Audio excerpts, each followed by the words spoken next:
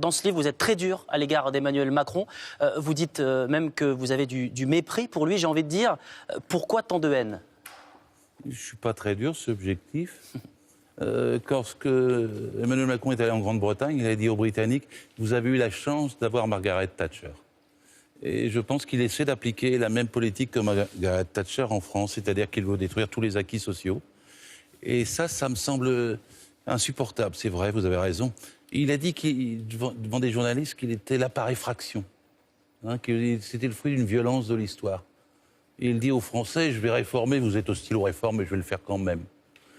Il a des majorités d'opinion contre lui, pour défendre le Code du travail ou bien pour défendre la SNCF, et bien il le fait quand même. Et il le fait pour qui? L'opinion n'est pas vraiment favorable à la réforme, ne soutient pas les cheminots dans leur lutte contre Ce qui est important, c'est de soutenir la SNCF, c'est notre grand service public. Et les cheminots font vivre la SNCF. La SNCF est un des plus beaux fleurons, finalement, des transports en commun collectifs sur le rail du monde entier. On la critique, mais en vérité, elle est mieux que partout ailleurs. Et quand on la défend, c'est pour le bien de tout le monde. Moi, j'aime mon train.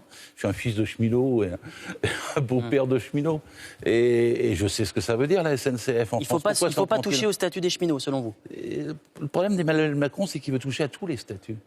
Il l'a dit une fois, je suis pour une société sans statut. Vous vous rendez compte? C'est-à-dire ça touche tout le monde. Tous les fonctionnaires sont concernés, les infirmiers, les infirmières, tous ceux qui ont un contrat de travail sont concernés, puisque c'est ça qu'il veut remettre en cause en faisant maintenant des contrats commerciaux à la place des contrats de travail. Donc les gens doivent comprendre, c'est pas le problème des cheminots. C'est leur problème, c'est le problème à nous tous. Tous les statuts, il veut les remettre en cause pour revenir. J'arrive même pas à le comprendre. On a une société du 19e siècle où il y a les tâcherons, les loueurs de bras, les VTC, ceux qui n'ont que des contrats commerciaux, sans protection sociale, sans loi, ni droit, sans horaire, ni syndicat, ni institution représentative du personnel. Macron, je vais vous dire, dans son livre, je l'ai lu, Révolution. C'est lui qui a fait un livre qui s'appelle Révolution, ce que vous voulez. Il dit qu'il est pour une société post-salariale contre une société salariale. Mais le problème, c'est qu'aujourd'hui, 90% des actifs en France sont salariés. Et il vante les 10%. Il va faire venir les 90% comme les 10%, c'est-à-dire sans droit, sans statut, sans contrat. Alors, c'est une destruction de notre société, ça. Dans ce livre, vous êtes très critique à l'égard de la loi El Khomri, à l'égard également des ordonnances travail. Mais qu'est-ce que vous proposez concrètement pour réduire le chômage en France? Mais le contraire de ce que fait Macron, je vais vous le dire. D'abord, il faut réduire la durée du travail au lieu de l'allonger. Parce que vous avez aujourd'hui 6 millions de personnes qui travaillent 60 heures et 6 millions qui ne travaillent pas du tout. 6 700 000 chômeurs, c'est pas rien. Il faut passer une semaine de 32 heures et un jour, ça sera 28 heures et même 24 heures. Quand on est passé aux 35 heures, ça n'a pas vraiment fonctionné. Mais si, monsieur. Les 2 premières années. Mais non, monsieur, 450 000 à 500 000 emplois de plus. Et écoutez, même Fillon, quand il était candidat, vous vous rappelez, il disait, je vais supprimer entre 35, on va faire venir les fonctionnaires à 39 heures et ça fera 500 000 emplois. Donc il y a bien 500 000 emplois quand on passe entre 39 et 35. Même Fillon le disait. Et si je peux me permettre, il est évident qu'en réduisant la durée du travail et en la contrôlant, on répartira le travail. Le travail, ça fait pour être partagé. Sinon, on est dans une société sauvage. Et alors après, il faut prendre des mesures contre la précarité au lieu de l'encourager. Les amis de M. Macron, c'est Uber et compagnie, c'est-à-dire tous ceux qui payent plus.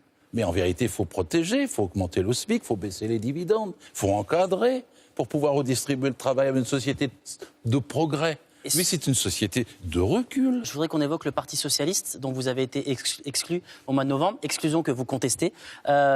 Olivier Faure va devenir de nouveau patron du parti. C'est l'homme de la situation pour redresser le PS, selon vous? Ben non. L'homme de situation, il ne pourrait exister que s'il était né d'un débat démocratique qui tire le bilan du quinquennat de François Hollande. Mais si la gauche est dans cet état aujourd'hui, c'est à cause du catastrophe qu'a été le quinquennat de François Hollande. C'est le pire quinquennat en 100 ans d'histoire de la gauche. Avant, au moins, avec la gauche, chaque fois, on avait des progrès, les 39 heures, les 35 heures. Là, on a tout reculé.